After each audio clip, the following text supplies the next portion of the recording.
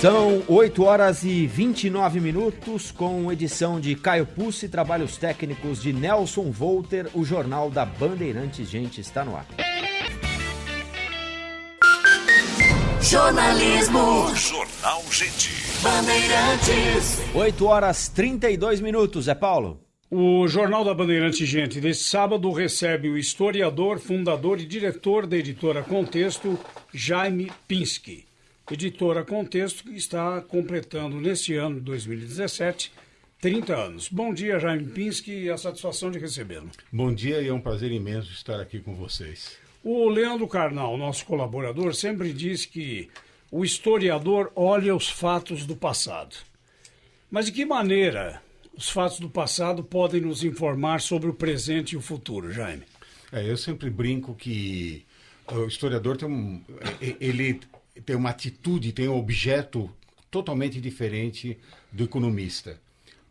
Enquanto o historiador olha o passado, tenta adivinhar o que aconteceu e às vezes até acerta, o economista tenta prospectar o futuro e invariavelmente erra. Quer dizer, então nós começamos com uma vantagem.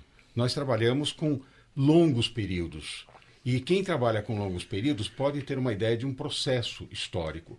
Ora, se você tem uma ideia de um processo, você pode ter uma ideia de erros que ocorrem nesse processo, de falhas que ocorrem nesse processo, de dificuldades que ocorrem nesse processo e pode, eventualmente, verificar atitudes futuras possíveis e evitar que elas ocorram.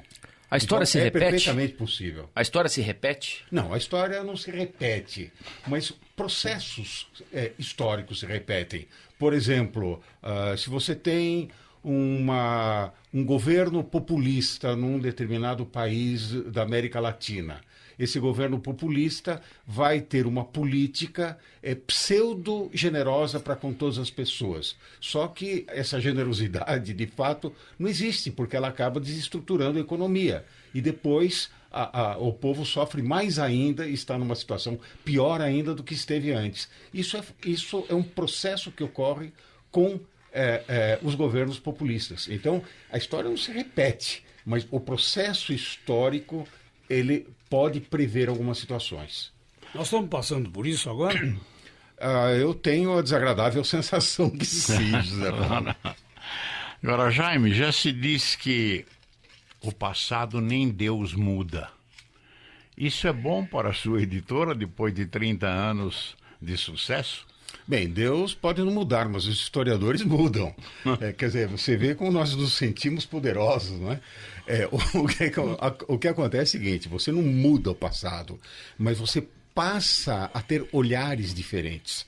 A gente costuma dizer que a história não é apenas aquilo que ocorreu, é também a forma pela qual você se apropria daquilo que ocorreu. O que isso quer dizer?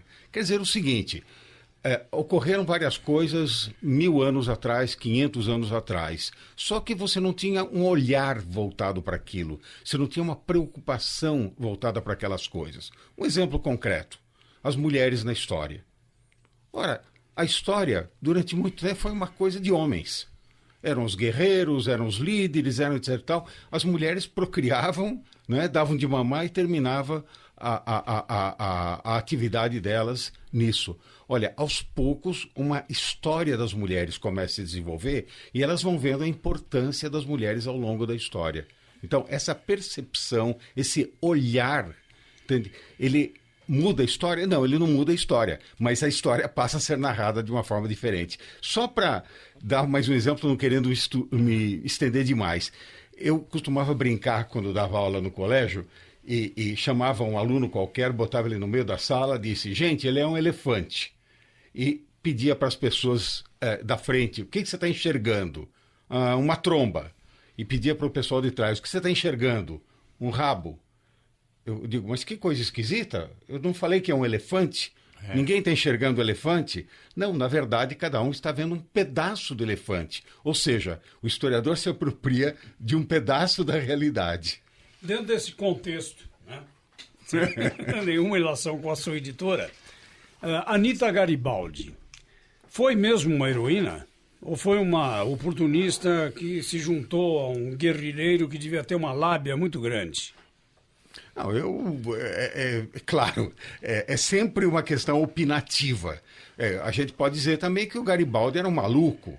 Quer dizer, você pega a história dele, devia ser um homem arrebatador, né? Impressionante. Onde ele chegava, se apaixonavam todos por eles, mulheres e homens. Quer dizer, as pessoas o seguiam.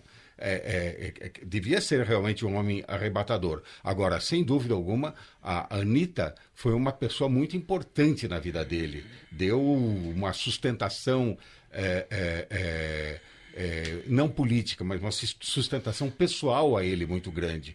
Eu gosto da ideia dela ser heroína.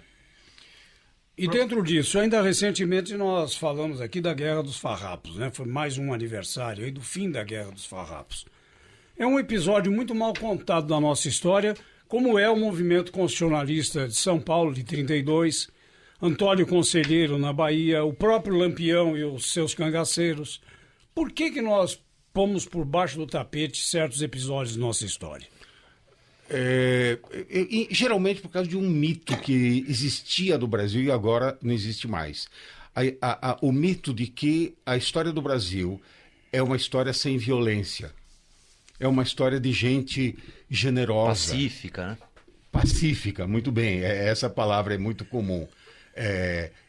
Ao contrário do sangue espanhol, o sangue português era mais tranquilo, etc. E tal. Mas isso é em decorrência da versão do vencedor, que sempre conta a história? Sem dúvida. Quer dizer, essa história de que só o vencedor conta a história é um outro assunto, mas se é uma narrativa dos vencedores, é uma narrativa dos vencedores, sim. Agora, é um mito, como tantos mitos que existem na história e vão continuar existindo na história para sempre. Ou esse mito, ou outro mito, a história vive de mitos também. Agora, essa ideia de que nós somos um povo avesso à violência, né? Quer dizer, o professor José de Souza Martins fez um livro recentemente sobre linchamentos. Quer dizer, ele mostra o número de linchamentos que existe aqui no Brasil. Quer dizer, nós não somos um povo pacífico. São 60 mil assassinatos por ano, violência no futebol. Essa semana nós noticiamos uma briga resolvida à bala numa fila para vacinação no Espírito Santo. Quer dizer, são circunstâncias aparentemente simples em que há uma escolha pela violência para solucionar o conflito. Você enxerga esse momento violento que nós vivemos agora, com 60 mil assassinatos por ano, ele tem conexão com o nosso passado? Ou seja, nós temos por hábito resolver as coisas na base da violência? Nós e a torcida do Flamengo, né? Para pegar uma torcida grande. Eu, como São Paulino, prefiro falar do futebol carioca. Veja... o homem é civilizado há muito pouco tempo. Quer dizer, o Homo sapiens existe sobre a face da Terra há 70 mil anos, alguma coisa assim, talvez um pouco mais, não é? E nós temos de civilização propriamente dita, ou seja, surgimento das cidades, etc. e tal, alguma coisa como 5 mil anos, 6 mil anos. Quer dizer, a civilização é uma coisa muito recente para nós. Os nossos genes são genes ainda violentos. Nós somos realmente muito violentos. Não tem como você olhar o homem apenas como ser social. Nós somos seres biológicos. Nós somos, sim, violentos. E nós temos instintos violentos. Quer dizer, o Freud contou bem a história. Ele diz, o que nós fazemos é encaminhar um pouco dessa violência para coisas positivas, para a arte, para a literatura, para as invenções, etc. Mas o ser humano é, na essência, violento. A necessidade de regulação social é fundamental. A presença do Estado, gostemos ou não gostemos do Estado, é fundamental. Não tem ninguém, por mais liberal que seja contra o Estado, a não ser aqueles anarquistas sonhadores e ridículos que hoje não contam mais. Haja vista o que aconteceu recentemente no Espírito Santo. Sem polícia nas ruas, a violência tomou conta, né, da capital. E não tem saída. Quer dizer, o mais grave, quer dizer, ao meu ver, até mais grave, se é que a gente pode dizer, do que 200 mortes, 199, sei lá quantas, mais grave que isso era verificar gente honesta, gente correta, gente que prega honestidade, não só é honesta, mas prega honestidade, aproveitando a ausência de polícia para roubar, saquear. Quer dizer, mostra que sem a autoridade, sem a presença do Estado... o ladrão nasce feito, mas nesse caso a ocasião fez muitos ladrões, né? Ou será que, no fundo, nós não somos todos muito piores do que achamos que somos? E só contemos os nossos instintos e as nossas maldades porque existe a presença do elemento regulador? E por que o senhor acha que é disseminado, ou era até pouco tempo, essa tese de que o brasileiro é pacífico, que o brasileiro aceita tudo numa boa, que conversando a gente se entende? Da onde surgiu? Surgiu... Bem, historicamente eu posso contar historiograficamente, quer dizer, os historiadores que começaram a trabalhar com isso, Varnhagen, etc e tal. Mas eu acho que não é o escopo da nossa conversa aqui. Agora, qual a utilidade disso? Isso sim é interessante. Ora, se ser brasileiro é ser pacífico, se você não está sendo político, está se revoltando, está protestando, você não é um bom brasileiro. É uma estratégia de controle. Sem dúvida. E quanto isso tem a ver com a educação da população brasileira? Porque só com educação o homem consegue controlar esses freios inibitórios, consegue ter um maior controle sobre as suas atitudes, né? Você está certo. Quer dizer, o processo educacional, quer dizer, a educação é um elemento de controle social, é um elemento de socialização do indivíduo. Quer dizer, quem já viu crianças, imagino que todos tenham visto, vê que a criança é muito espontânea. Quer dizer, aos poucos ela vai aprendendo. Não, meu filho, isso não pode fazer. Não pode morder o seu amiguinho na escola, né? A criança tem uma fase que gosta de morder, etc e tal. Então, você tem todo um processo de controle social. E esse processo de controle social se dá, em grande parte, pela educação formal, ou seja, as escolas. Então, claro que a escola é um elemento fundamental. Agora... vai ser muito difícil romper esse processo aqui no Brasil enquanto você não tiver uma filosofia educacional. Quer dizer, o que não tem no Brasil, você às vezes tem políticas de educação, mas você não tem uma filosofia educacional. Quer dizer, o que nós queremos com o processo educacional? Quer dizer, a gente não decide. Vem um ex-presidente, chega e fala uma coisa idiota, como eu quero que todas as pessoas possam fazer curso superior. Quer dizer, é ridículo, não existe país em que todo mundo faça curso superior e não há necessidade de todo mundo fazer curso superior. Um bom técnico ganha muito mais e, sem dúvida alguma, é mais feliz do que um indivíduo que faz um curso superior, dá um monte de dinheiro para uma faculdade de péssima qualidade, não é? E, no final de contas, está desempregado porque ele não tem qualificação. Jaime, como se dá esse auxílio que a sua editora promete para os escritores para que a obra seja a melhor possível? Ela interfere, corta, secciona, everte, acrescenta, diminui. O que ela faz na obra do autor e como ele se submete a isso? Veja, nós não publicamos obras de ficção. Então, a ficção é uma coisa à parte, que o indivíduo pode escrever sem pontuação, sem letra graúda, enfim, sem nada. É uma coisa diferente. Eu estou falando das obras de não ficção, que é o escopo, que é o objetivo da nossa editora. O que acontece? Você tem regras básicas da língua portuguesa. Então, em primeiro lugar, as pessoas têm que se submeter a isso. Uma coisa é a língua falada, outra coisa é a língua escrita. E tem gente que não entende isso, que são duas línguas praticamente separadas. Se de um lado você pode e deve ter liberdade na língua falada, porque é evidente que não tem sentido meia dúzia de especialistas no Rio de Janeiro dizerem que as pessoas de Piracicaba não podem falar nós vai, nós fica, né? que é uma linguagem regional e portanto, aceita, né? Falada. Agora, na hora que você vai escrever, você tem que seguir determinadas regras. Então, em primeiro lugar, as regras ortográficas, a coesão, a coerência textuais, etc. e tal. As pessoas escrevem mal. Essa é uma realidade. Eu fico impressionado por verificar scholars, gente de universidades, etc. e tal, que entregam o original mal escrito, mal redigido. Então, e nós avisamos. Nesta editora, a gente altera, a gente sugere, a gente propõe. A gente dialoga. E esse diálogo tem um limite, evidentemente. Nós vamos interferir demasiado na obra do indivíduo. Mas, por outro lado, abaixo de determinadas coisas, nós não aceitamos o livro. É possível fazer isso em todas as obras? Que trabalho é despendido pelo editor para fazer essa seleção? Ele tem que mergulhar na obra em todas elas? Todas elas. Até agora foram 768 títulos, né? Nos 30 anos da editora. Exatamente. Então, veja bem. É a responsabilidade também de quem publica, né? Exatamente, porque você tem que ter um selo, esse selo ele tem que significar alguma coisa, ele tem que ter um aval. A hora que você dá uma notícia, Salomão, aqui na Band, essa notícia tem um aval da Band. Quer dizer, ele não está pegando uma noticiazinha no Face da tia dele. Tem um aval da Band, é um selo. Quer dizer, a Band tem credibilidade ou não tem credibilidade? Então, cada notícia que você está dando, você está garantindo esse selo. A Contexto faz isso também. Então, nós interferimos sim. E nós recusamos vários textos porque as pessoas não querem fazer essas alterações. Nós não somos um partido político. Nós somos uma editora.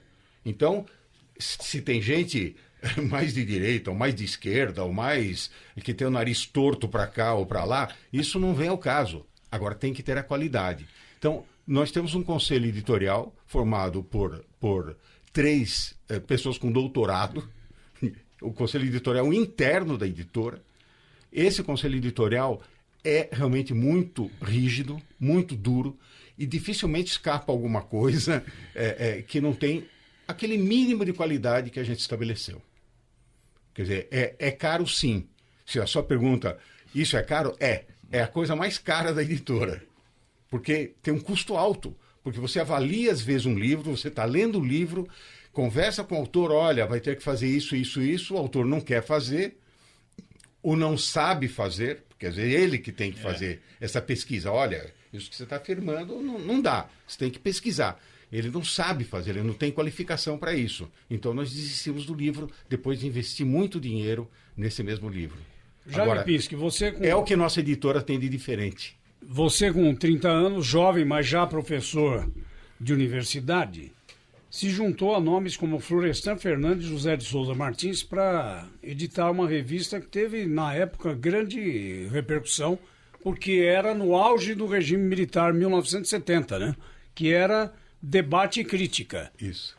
Como é que vocês conciliaram isso? Bem, foi uma coisa totalmente maluca. Eu era um moleque, tinha feito doutorado fazia pouco tempo, era amigo pessoal do Martins, Zé de Souza Martins, ele também, jovem sociólogo da USP, trabalhava na equipe do Florestan Fernandes. Só para as pessoas lembrarem, Florestan tinha 2 assistentes muito conhecidos. Um se chamava Otávio Ianni, que já morreu, e outro se chamava Fernando Henrique Cardoso, que se tornou presidente da República. Olha, lá pelas tantas eu falei, olha, nós temos que ter uma revista para discutir, contestar o regime militar, mas de uma forma intelectual. Quer dizer, discutir a economia, discutir a sociedade, discutir a política, mas não a política cotidiana. Uma revista quadrimestral, sabe? Uma revista de peso intelectual. E o Martins falou, eu acho ótima ideia, mas se nós dois sairmos com uma revista dessa, nós seremos presos no dia seguinte. Eu falei, o que a gente pode fazer? Não, temos que pegar um nome muito forte para tentar segurar as coisas. Vamos procurar o Florestan Fernandes? Florestan, que tinha saído do Brasil, tinha dado aula em Toronto, no Canadá, tinha recém-voltado, morava na rua Nebraska, né, no Brooklyn. Então, nós fomos até a casa do Florestan. O Florestan nos ouviu pacientemente, quando terminou, disse, vocês são completamente malucos. Vocês são uns irresponsáveis. Vocês não têm família? Vocês não pensam que isso pode dar em prisão, etc. tal? Eu topo. Foi assim que o Florestan fez. Durou quanto tempo? Mas com uma condição. Eu quero o melhor conselho editorial possível. O que isso quer dizer? Aí ele começou a dizer os nomes que ele queria.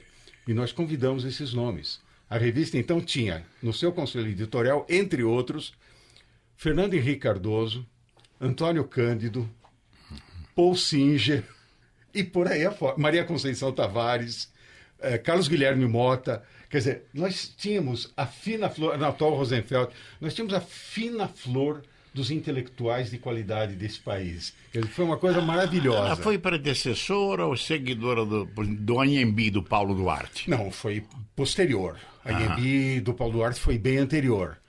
E o Paulo Duarte era uma pessoa maravilhosa, mas é outro assunto. Então, a revista, ela durou 7 números só, mas ela se tornou conhecida pelos brasileiros do mundo inteiro. No ínterim, eu viajei para a Europa e eu era recebido pelos brasileiros que estavam no exílio, assim, com tapetes vermelhos, porque diziam, essa revista... E eu, moleque, não estava acostumado com aqueles salamaleques todos, né? Então foi uma coisa muito, muito legal. E a Durou revista- 7 números. 7 números, porque quando nós publicamos um artigo do Caio Prado Júnior sobre historiografia, era até um artigo bastante neutro, os militares disseram, não, Caio Prado Júnior é demais. Ele era muito marcado, né? Da editora Brasiliense. Né? Isso, e ele era um comunista, ele não era um homem de extrema esquerda. Os comunistas, na época, eram pessoas relativamente de centro. Extrema esquerda era outra coisa, né? Era AP, do José Serra, era um monte de outras coisas, mas não Todos que são de direita hoje, né? Exatamente, exatamente. Bom, Jaime, vamos continuar já com essa conversa aqui. Estamos entrevistando Jaime Pinsky, da editora Contexto, que completa 30 anos. Ele que é historiador e conversa conosco sobre a atualidade da política brasileira e sobre a história que nos chega até hoje, né? E que muitas vezes é mal contada. Já vamos continuar com a entrevista. Beleza, Zé, até daqui a pouquinho. 8h53. FGTS. Jornalismo. Jornal Gente. Bandeirantes. Voltamos aqui então com o segundo bloco da entrevista com o historiador e autor Jaime Pinsky. O livro vai acabar, vou ser direto para o senhor, porque muito se fala sobre as leituras digitais. Hoje nós temos até equipamentos que são feitos especialmente com luminosidade adequada para a leitura, uma vez que no iPad, nos tablets comuns e no computador, muitas pessoas têm dificuldade para longas leituras. Eu mesmo adoro ler um livro ali na mão, porque não consigo ler por muito tempo no computador. O que o senhor pode dizer a respeito da sua experiência sobre o futuro do livro? Bem, a sua pergunta é dúbia. Você está perguntando se o livro vai acabar, a resposta é não, em hipótese nenhuma. Agora, se o livro no suporte papel vai acabar, Isso. então essa já é uma outra questão. Não sei, é possível que acabe. Eu acho que as mídias, né, os suportes, eles vão mudando ao longo do tempo. Você tinha pergaminho, papiro, você teve os primeiros livros impressos, né? Eu vejo constantemente essa coisa errada, os primeiros livros impressos feitos por Gutenberg. Não foram feitos por Gutenberg. Os primeiros livros impressos foram uma espécie de xilogravura em madeira. Quer dizer, as pessoas faziam os negativos em madeira e daí imprimiam. O que Gutenberg fez foi criar os tipos móveis. Ou seja, você podia compor o livro como se compunha antigamente títulos de jornal, né? Quer dizer, se compunha na mão. Então, ele fez os tipos móveis. Depois dos tipos móveis, você tem a linotipo, a velha máquina linotipo, que os mais velhos aqui, sem dúvida, conheceram, não é? A velha linotipo, que a pessoa ficava escrevendo, uma barra de chumbo derretia e era tocada. Então, quer dizer, era papel, mas a composição era totalmente diferente. Hoje em dia, você com um computador em casa, você diagrama um livro. Então, em 30 anos da editora, você mudou totalmente a forma de compor o livro. O mercado, ele acompanhou do ponto de vista financeiro a evolução tecnológica? Faço essa pergunta, acho que talvez sirva mais para mercado de jornais e revistas, porque nós estamos diante de um desafio importante. A circulação dos grandes jornais e das revistas diminuiu bastante. Os jornais e as revistas dizem que os acessos virtuais aumentaram, aplicativos e tudo mais, porém ainda não encontraram uma forma de monetizar, de recuperar o investimento feito no papel, no digital. O senhor vê alguma coisa acontecendo nesse sentido de bom que possa ser explorado ou ainda é um campo obscuro? Por enquanto eu vejo algumas coisas de ruim. Por exemplo, 30 anos atrás a gente reclamava do Xerox nas faculdades. Não é? A gente queria que a pessoa comprasse o livro, porque houve um investimento da editora, do autor, etc. Tal, e era justo que eles recuperassem o investimento feito. Hoje em dia eu tenho saudades do Xerox. Que saudades do Xerox. Porque a pirataria se faz digitalmente. E sob os maiores pretextos. Quer dizer, os maiores caras de pau, né, fazem pirataria digital e ainda dizem assim, não, estamos democratizando o conhecimento. Não estão. Por que não estão? Porque se continuarem assim, ninguém vai mais escrever. Ou pouquíssima gente vai escrever. Isso está sendo comum? Muito, muito comum. Então, livros, por exemplo, na universidade. Então, com frequência, as pessoas catam um livro, digitalizam um livro e entregam para os amigos. E dividem o custo miserável feito pela digitalização. Então, nós temos sim um problema. O problema existe. Não está resolvido e isso não sei quando vai ser resolvido. Porque do ponto de vista da tecnologia é mesmo um facilitador, né? É. Agora, o problema é receber por isso. Né? Então, agora, o que está acontecendo? Na nossa área, temos algumas saídas. Por exemplo, tem faculdades que compram livros digitalmente e fazem os acessos dos seus alunos. E eles pagam por acesso. Então, já existem alguns acordos desse tipo. Então, o meu ponto é, estamos buscando caminhos que sejam convenientes para os dois lados. Agora, falar em desaparecimento de livros já é uma visão muito pessimista. Mas o que pode haver de restrição diante do avanço de outros meios de comunicação, aí, o avanço tecnológico, que está, por comodidade, eliminando a presença constante desse companheiro de tantas e tantas gerações, o livro? Que risco realmente ele está correndo? Salomão, eu sou obrigado a seccionar aqui. Nós temos dois tipos de livro que são completamente diferentes em termos de consumidor. Um é o livro de lazer. Então, o camarada compra um livro, né, um romance histórico, alguma coisa do tipo. Milor, exatamente. Veríssimo. Exatamente. E vai ler na praia, vai ler em casa, Inácio vai ler de à noite. Loyola Brandão. Eu não consigo dormir sem ler um livro. Então, depois que eu estou muito cansado, eu me deito, depois de trabalhar com livros o dia todo, eu deito e pego o meu livro de cabeceira e leio. 1 página, 5 páginas, 10 páginas, depende do livro do meu sono. Entende? Esse é o livro que eu chamo, entre aspas, de lazer. Outra coisa completamente diferente, é o livro de formação do indivíduo. Então, é o livro técnico, é o livro acadêmico, entende? Esse livro é outra coisa. Esse livro, ele vai ter que continuar, de um jeito ou de outro. Agora, o que acontece? Eu tenho uma visão bem clara a esse respeito. Eu acho que vai acontecer o seguinte: uma parte da população que não tem uma formação realmente muito boa vai continuar não tendo uma formação muito boa e vai ler pedacinho de livro. Um pedacinho de livro aqui, um pedacinho de livro ali, e vai ter essa formação pedaçuda só. Pedaçuda. Vai fazer uma citação e nada mais do que exatamente. Isso, Ou faz uma só sempre, né? Vai ser para mesmo, né? E você vai ter as pessoas diferenciadas intelectualmente, que vão ler livros inteiros, que vão entender os livros inteiros, que vão questionar os livros inteiros, vão brigar contra o livro intelectualmente e vão criar novos livros e novas ideias. Então, o meu medo é que, e eu estou vendo assim sinais nítidos disso, é que nós vamos ter uma camada da população diferenciada, com capacidade de pensamento abstrato, de pensamento crítico, que é admirado por todo mundo. Você falou do nosso amigo comum Leandro Carnal, né? O Leandro é admirado pela erudição dele. Hoje em dia todo mundo, o Leandro é muito erudito, etc.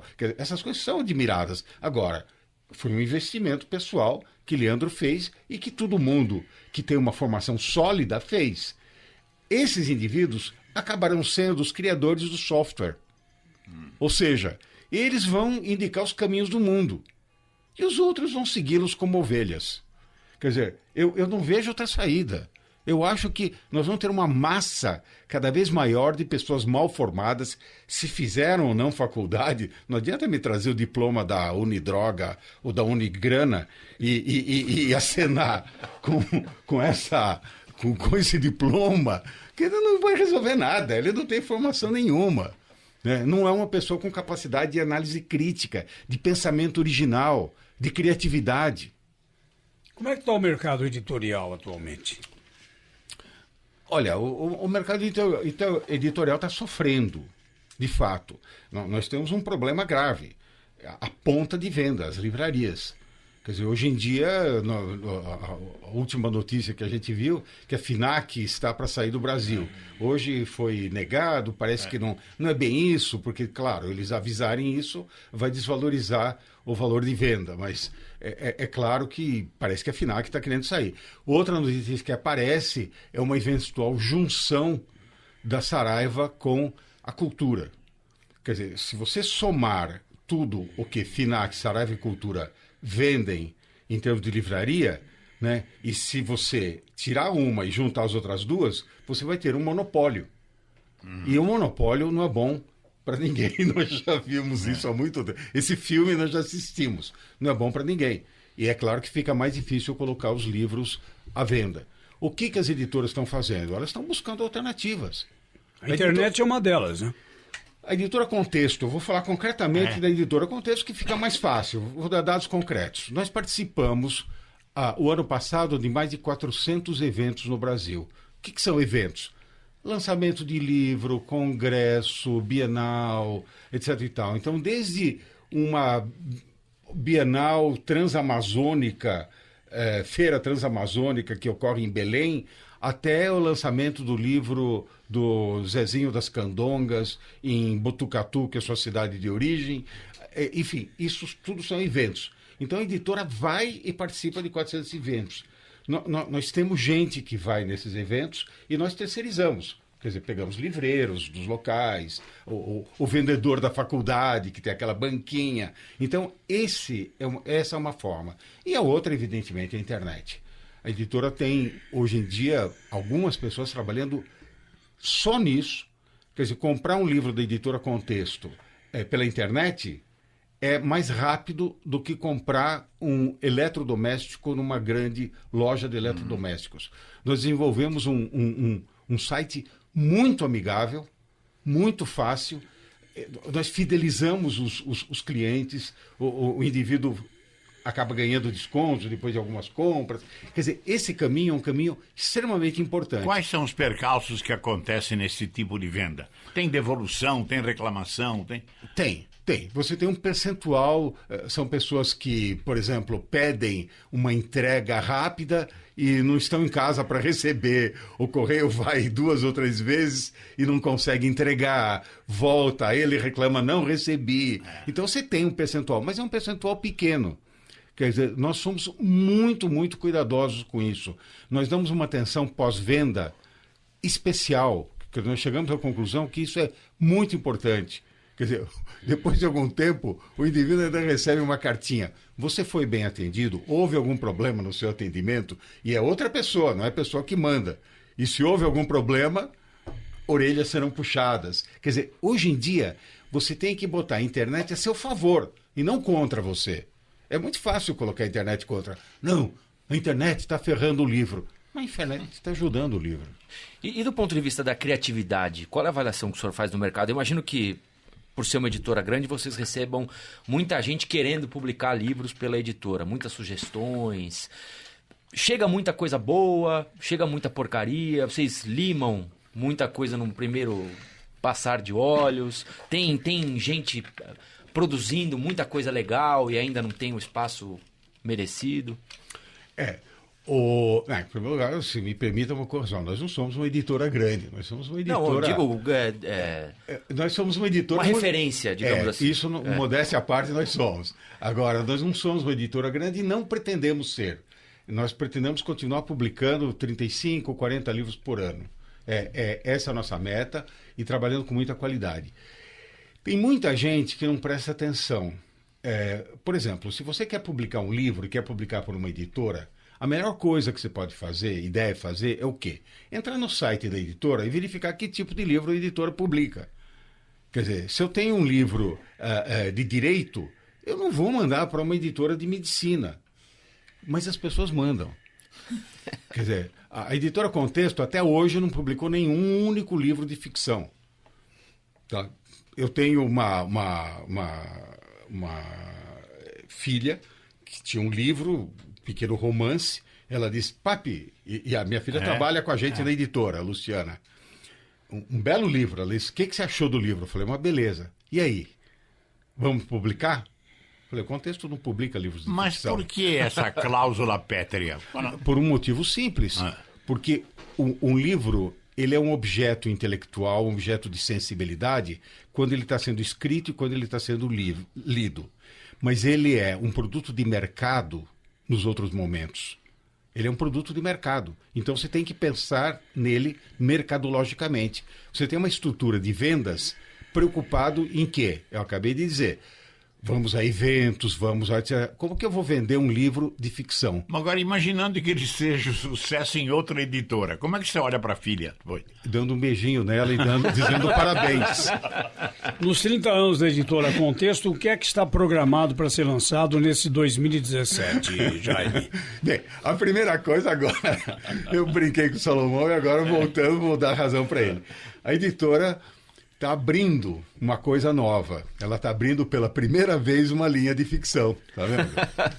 Mas nós vamos publicar 2 livros de ficção histórica.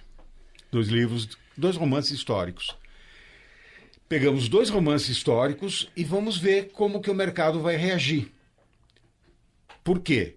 Porque nós achamos que temos algo a dizer nessa área.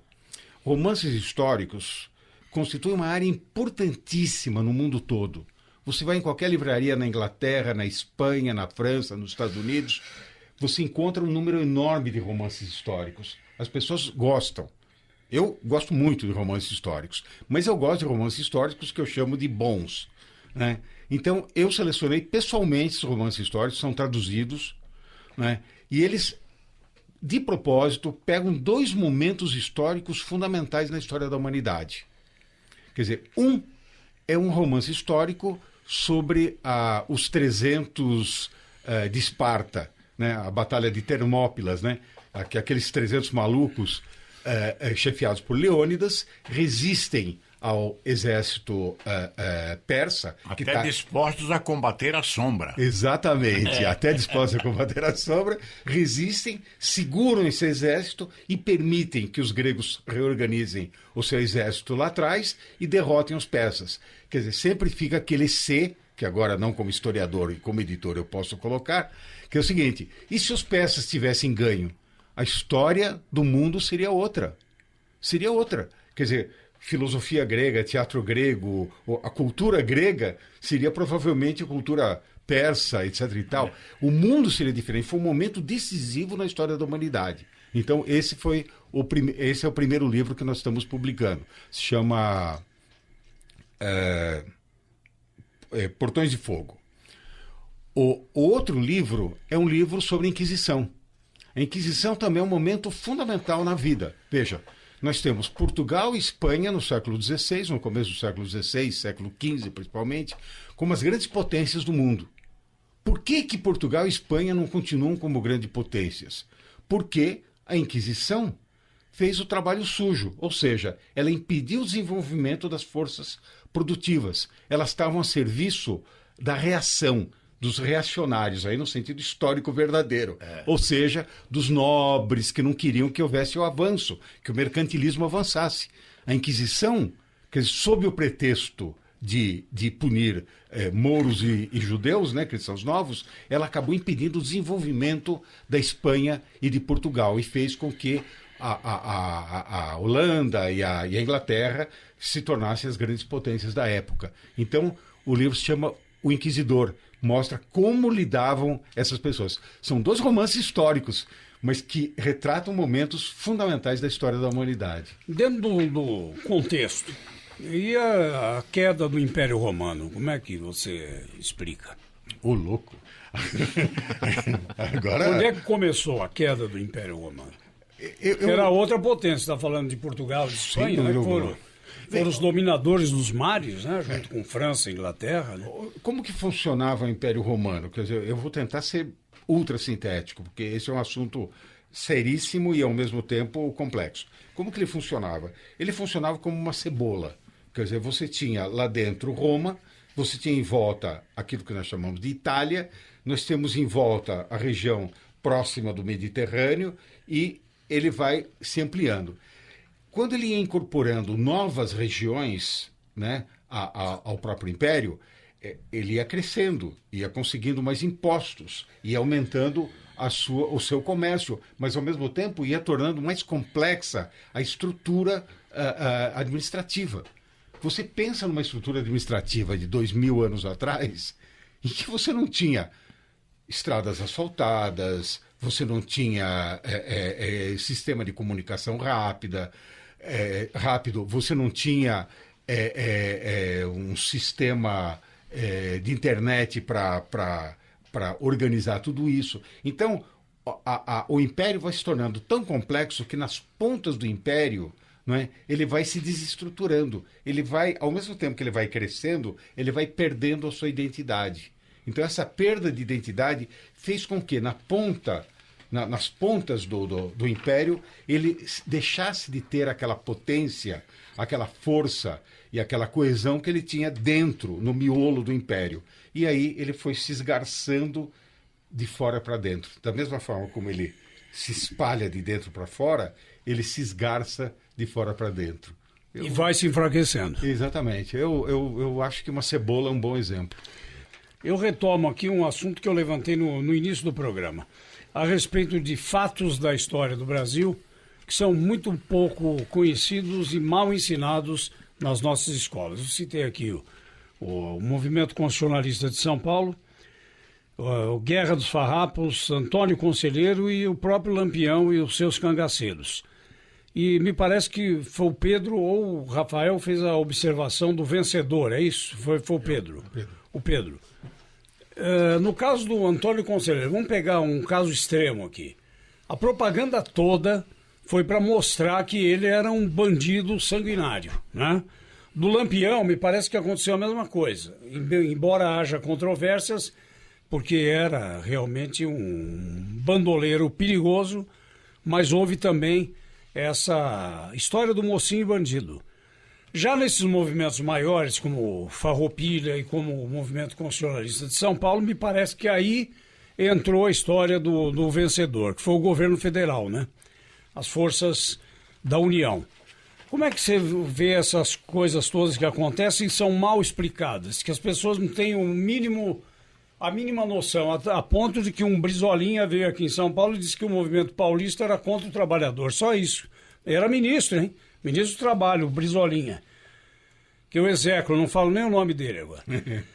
Mas por causa dessa história mal contada, né? Tem isso do vencedor contar?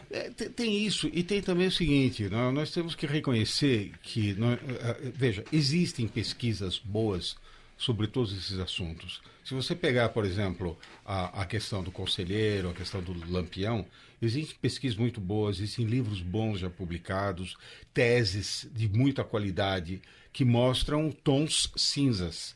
Quer dizer, as coisas não são nem pretas nem brancas, não é? As pessoas têm suas virtudes e têm seus defeitos. Quer dizer, você deu um ótimo exemplo e fez um comentário que eu avalio sem dúvida alguma a respeito de Lampião.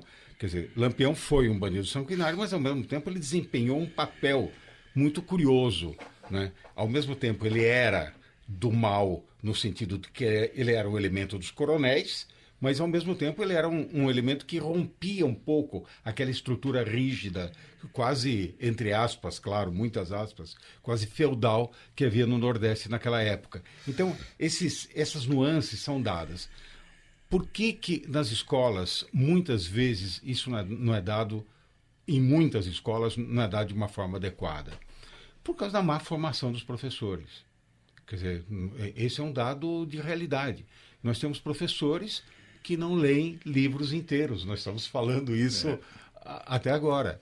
Quer dizer, eles leem um pedaço de livro. E, infelizmente, nós temos professores que não têm uma formação adequada, que não estão atualizados com a bibliografia.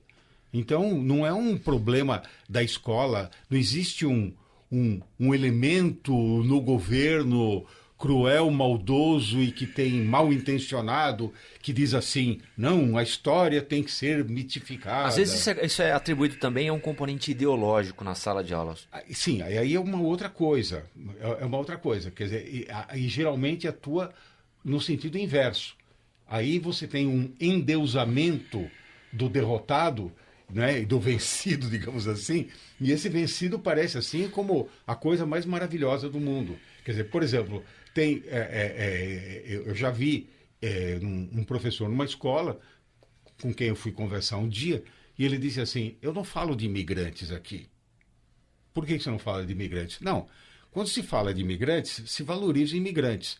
E nós temos que valorizar o negro, a presença do negro, e não a presença dos imigrantes. É uma coisa totalmente maluca.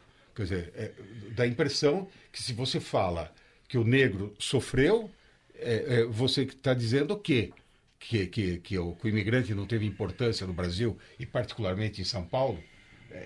Entende? Então, esse componente ideológico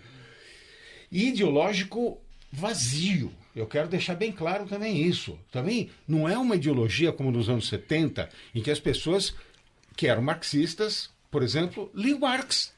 Veja que coisa fantástica. Né? Quer dizer, aqui você tem um pseudo, às vezes um pseudo-marxismo, e com as pessoas que não têm formação nenhuma. Não sabem do que estão falando. Nós tivemos isso aí no tempo da Ioane Sanches, a blogueira cubana. Quiseram impedi-la de falar aqui. Não é que quiseram impedir, impediram, José Paulo. Impediram. Quer dizer, quando nós trouxemos, ela era nossa autora. Nós publicamos o livro dela, De Cuba com Carinho. Legal, o livro vendia razoavelmente e tal. E ela, então, resolveu vir para cá, foi possível, a gente se juntou aí, trouxe, etc. Ela veio e marcamos o lançamento de um livro dela na Livraria Cultura, no Teatro da Livraria Cultura. Um bando de 15 ou 20 pessoas, né, gritando, feitos desesperados, quase agrediram fisicamente. Ela teve que se esconder atrás do palco. E eles ficaram super felizes de ter impedido o lançamento de um livro. Veja bem, que esquerdismo é esse em que você age feito os nazistas que queimaram livros? Que esquerdismo é esse? Como que você justifica uma posição de esquerda, supostamente bem liberal, bem aberta, democrática, revolucionária, positivamente, impedindo a pessoa de falar? Nós tivemos aí até a participação do Ministério das Relações Exteriores, né? Nesse movimento contra a Ioane Sanches. É verdade. É verdade. Agora, sim, mas é que nós tínhamos lá um agente do povo que mandava no ministro, né, e que felizmente está fora de circulação. Agora, o senhor falou que ela vendia razoavelmente bem. Depois disso, passou a vender mais? Muito melhor. Muito melhor. Para o livro, foi a melhor coisa que eles podiam fazer. A gente... Não, e foi uma coisa estranha, porque a Ioane, quando chegou ao Brasil, era desconhecida. Aí começaram os protestos em Recife, em Salvador, não sei o quê. Quando ela chegou aqui em São Paulo, esse episódio, se você me permite, eu vou contar, porque sim, claro. É incrível, é incrível. Ela chegou aqui em São Paulo, antes da chegada a São Paulo, eu liguei para ela, falei, olha, você pode ficar num hotel, mas se você preferir, você pode ficar... Minha esposa e eu convidamos você para ficar em casa. Nós temos um apartamento confortável, você pode ficar em casa. Ela disse, eu sou muito família, eu prefiro ficar numa casa, né? E nós fomos pegá-la e levamos para casa. A hora que aí, na hora de tínhamos que sair para comer, ou comer em casa, ela disse, não, eu quero comer pizza. Me disseram que a pizza de São Paulo é a melhor do mundo. Eu moro na Vila Madalena, quase Alto de Pinheiros, e na esquina tem uma pizzaria, literalmente na esquina. Nós descemos para caminhar até a esquina. Quando saí, na porta do prédio tinha uma repórter. Eu falei, pelo amor de Deus, dá um tempo, porque nós vamos comer. A hora que entramos na pizzaria, sentamos, o garçom olhou. Ioane, eu te adoro. Foi lá, catou a mulher, abraçou e tirou um selfie. Aí chegou o maître, eu fui falar para o maître, olha, o garçom tá extrapolando um pouquinho.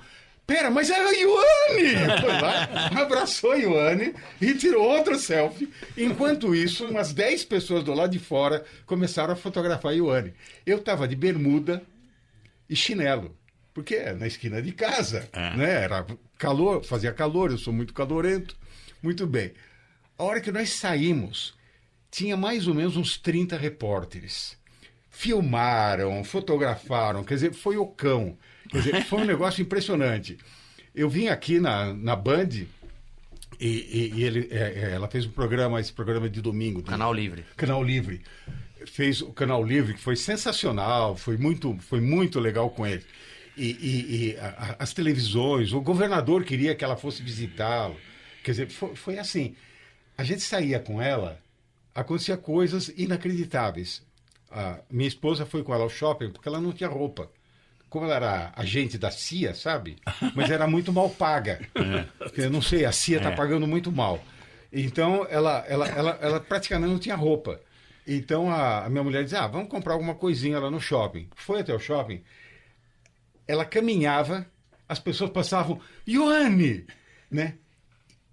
E uma mulher simples chegou para ela, queria te dar um presente. A mulher tinha comprado uma camisola para ela, e deu uma camisola para a Ioane, porque queria dar um presente.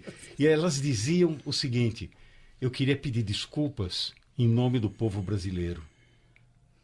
Eu acho que aí, né, embora a sociedade não tenha percebido ainda, já estava no subterrâneo essa efervescência da polarização política, né? Talvez ela tenha de alguma forma manifestado isso, né? Não tenho dúvida. Não, e eu acho que esse é o lado positivo do brasileiro.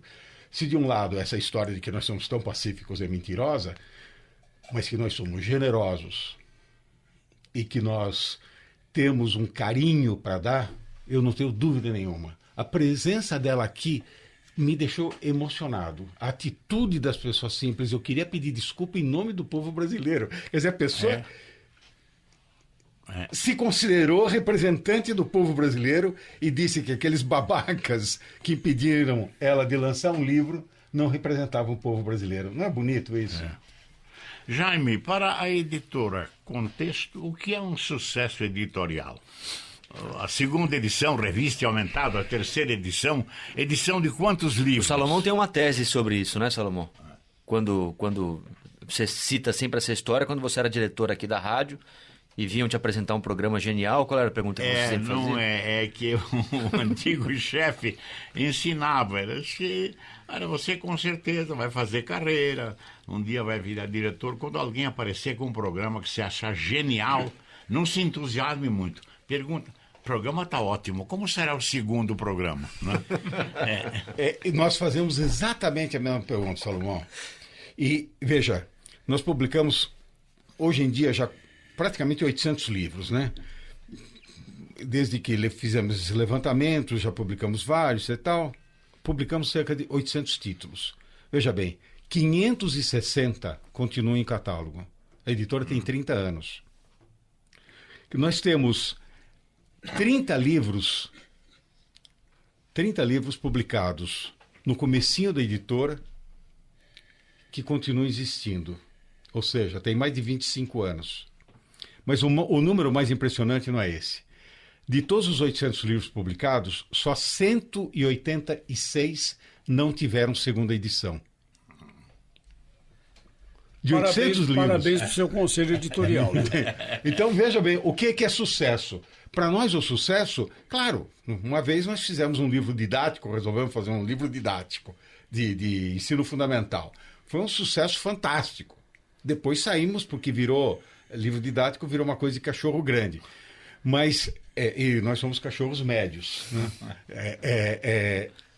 Mas veja bem, esse livro, Matemática no Planeta Azul, vendeu 1 milhão de exemplares entre os 4 volumes. 1 milhão de exemplares. É fantástico? É fantástico. nós tivemos vários sucessos. O próprio livro da Ioana é um sucesso. Os Fantasmas da Casa da Dinda, que nós publicamos naquela época quente do Collor, é um sucesso. Mas para nós sucesso é o livro que tira uma edição hoje, daqui a um ano e meio, 2 anos, tira uma segunda edição e outro tanto uma terceira edição. Aí a gente pede para o autor, escuta, o livro já tem 4 anos, você quer atualizar? Então, mas não vai custar para a editora? Vai, mas o leitor tem direito a ter o seu livro atualizado. Ele muda o livro e nós publicamos o livro, arcamos com o custo. Então, veja bem... Quer dizer, o que vale não é o estouro. Não. É aquele que tem regularidade. Veja, um dos nossos best-sellers chama-se Coesão Textual. Quando o livro chegou para mim, eu não sabia, não conhecia o termo, hoje sei muito bem. E o termo virou moda. Quer dizer, a professora Ingrid Vilaça-Cor, da Unicamp, escreveu um livro mostrando que um texto tem que ser coeso. Ele tem que ter coesão. Hoje em dia se usa isso até no vestibular, né? Ele tem que ter coesão. Mas foi a professora Ingrid que trouxe esse conceito para cá. Ela publicou esse livro tem 27 edições. Coesão textual. Quando eu vi esse livro, eu falei, coesão textual? O que é isso? Quem vai comprar, né? Não é? Mas... Existe hoje algum tipo de censura para algum assunto, seja do ponto de vista mercadológico, seja do ponto de vista editorial, algum tipo? O senhor vê no mercado, não só, é claro, na sua editora, mas no mercado em geral, tem algum assunto que é deixado de lado e poderia ser melhor explorado? Não creio. Eu realmente não creio. Nesse aspecto nós vivemos, sabe, publico e as editoras podem publicar, se não publicam é porque elas não querem. Nós temos certas restrições, mas são restrições até constitucionais. Quer dizer, um livro, por exemplo, ele chega um livro e lá pelas tantas tem 2, 3 frases nitidamente racistas. Eu chamo o autor e digo, olha, isso aqui é racismo. Não é racismo, não, é minha opinião. Você vai me censurar? Falei, não, eu não vou te censurar, mas eu não vou publicar essa porcaria, sabe? E não publico, óbvio, eu não vou... Em primeiro lugar, porque é anticonstitucional. Em segundo lugar, porque pessoalmente, como historiador, como editor, eu nunca aceitaria uma coisa dessas, né? Então, esses são os limites, mas são limites... Eu não creio. Hoje em dia, quando você não publica uma coisa, é porque você não quer.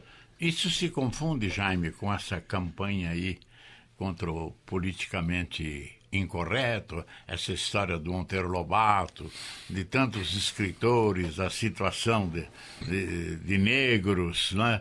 A música de carnaval, uma coisa do momento agora, que nós estamos vivendo esse debate até agora.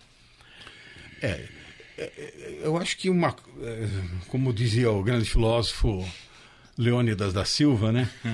Uma coisa é uma coisa, outra coisa é outra coisa. E as pessoas confundem. Nós estamos num momento em que muita gente quer acertar e acaba fazendo besteira.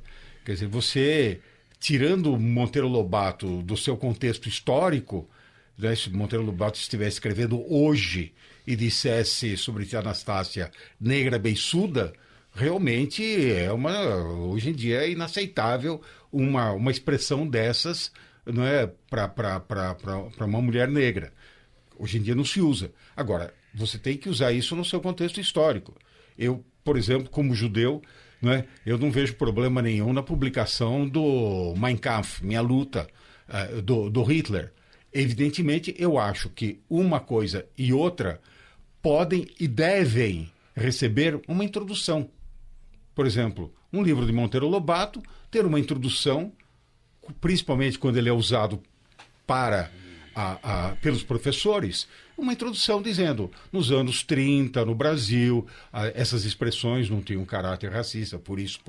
Ou tinham um caráter racista, porque o Brasil era mais racista na agora época. Até tentam então você dá uma historicidade a isso. Modificar a letra da música de carnaval, isso é o ridículo. teu cabelo não nega, que diz, como a cor não pega, mulata, que aí dá uma explicação favorável à escritura. Quando ficou claro, para mim não tem outro sentido. Não dizer, tem. Como a cor não pega, não corro esse risco, Exatamente. eu quero o teu amor. Claro, não é isso? É isso.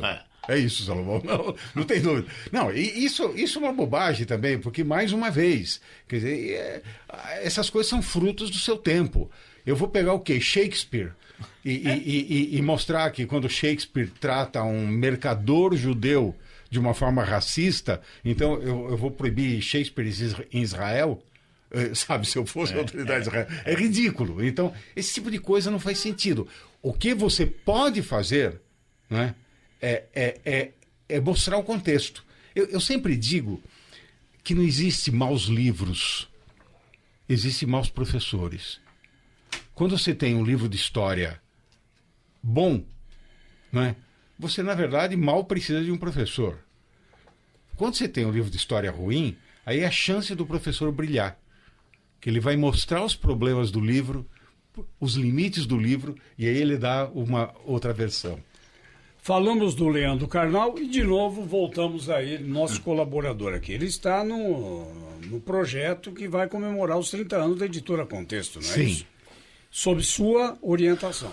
Então, o Leandro é meu autor, antes de mais nada, né? Porque ele era um jovem historiador da Unicamp, meu colega na Unicamp, local em que eu trabalhei bastante tempo, 16 anos, e estimulei o Leandro a escrever, a publicar. Ele, no começo, dizia... Pinsky, eu sou um professor, eu não sou um historiador. Meu negócio é ser professor. Eu falei, levanta o traseiro, deixa de ser preguiçoso e escreve, sabe? Quer dizer, ele vai lembrar dessa história. E escreveu, e hoje em dia ele é o sucesso que é, escreve sobre vários assuntos. O que nós fizemos? A editora vai comemorar 30 anos. Claro que a gente vai comemorar também, vai fazer talvez alguma festinha, etc. Tal. Mas com o caráter que a editora tem, nós achamos que faria mais sentido publicar um livro sobre 30 anos. Então vamos publicar um livro chamado O Brasil no Contexto. 1987-1917. Claro, a gente usa... 2017. Desculpa, 2017. A gente usa esse trocadilho, né? Então, o que nós fizemos? Pegamos vários autores, fazendo seus olhares dentro das suas áreas de especialização. Então, por exemplo, o Zé de Souza Martins vai escrever sobre o que mudou na sociedade brasileira nesses 30 anos. O Milton Leite, que é narrador esportivo, escreveu sobre o que mudou no esporte brasileiro nesses últimos 30 anos. A professora Thaís Dermeval, 2 grandes linguistas, o que mudou na língua portuguesa nesses 30 anos? Porque mudou muito. Por exemplo, a própria gramática está sendo substituída pelo olhar dos linguistas. Então, isso está sendo uma mudança muito grande. Então, cada autor está escrevendo sobre um determinado assunto. Leandro escreveu uma coisa bastante pessoal sobre a relação entre o autor e editora, como era, como é, etc. e tal. Um texto brilhante, como a maioria das coisas que ele faz. E eu tenho a pretensão de fazer um panorama geral sobre as mudanças no Brasil. Você vai fazer a coesão textual. Isso. E dar um pouco de coerência textual aos textos. E mostro também alguma coisa da história da editora. Como que surgiu a editora, né? A editora surgiu na nossa casa, né? No Alto de Pinheiros, então, simplesmente. Que dinheiro havia ou não havia, etc. e tal. Então a gente conta um pouco a história da editora dentro da história do Brasil. Jaime Pinsky, foi um prazer recebê-lo aqui, viu? Muita coisa ainda ficou de fora, porque a conversa vai indo e... Fica para uma segunda edição, revista e ampliada. A gente entra em contato para ver se você quer incluir alguma coisa, mudar alguma coisa. Mas no final, parabéns pelos 30 anos da editora e pelo seu otimismo, né? Que ele passou isso para o ouvinte. Sem dúvida alguma. Eu acredito que nós vamos jogar a bola para frente, feito o ataque do São Paulo, e fechar a defesa. Isso. Que isso é muito importante também. Obrigado. Até a próxima.